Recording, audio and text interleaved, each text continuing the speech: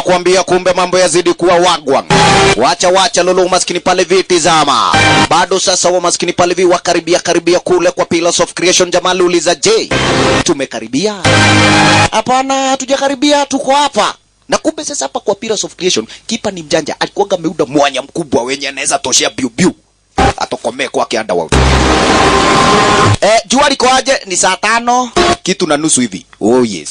Hebu tuende pale basi kule biu. At least pale ndio tuweje kupata kabla saa 6 iweje kufika. Ndio walikuwa wameonyeshwa jua pale basi likifikia mwendo wa saa 6 already pale ile jiwe iweje kuwa gidhaa. Cheki. Gidhaa na wakati wenyewe kukurukakara. Kailan ndiye huyu maskini Morio siwe na habari. Kailan ako kwa konda na amepatiwa order aweje kumwangamiza Morio. Cheki.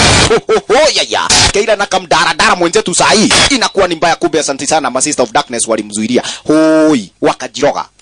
Nege koradhie. Kumbe kipa naye alifurahia baada ya kuja kuona confessor amezuiliwa.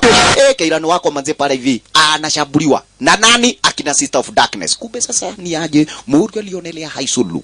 Wewe. Hapa nako. Labda ude plan nyingine kumwangamiza Kailan. Huyu ni shetani. Akiwa pale kwa ile style na jina Bradley. Cheki. Fanya vizuri wewe. Wewe na motigaru. Yes.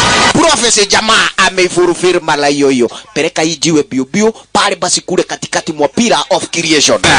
Na ndi haraka mwadhani dukamake. I'll take a breeze. Wasikia nini? Nitakupelekea biu. Wewe Richard manze umefanya poa. Cheki. Kipa kaona kaburugo diko aka yenyewe. Prophecy manze venye ika awalan wase mimi nimeenda sasa. Morio manze na nikipofu hapa vieti aweje kumtetea mpenzi wake. Cheki kike maskini pale vikumbe naye namna gani? Waya niko huko tuli. Wacha.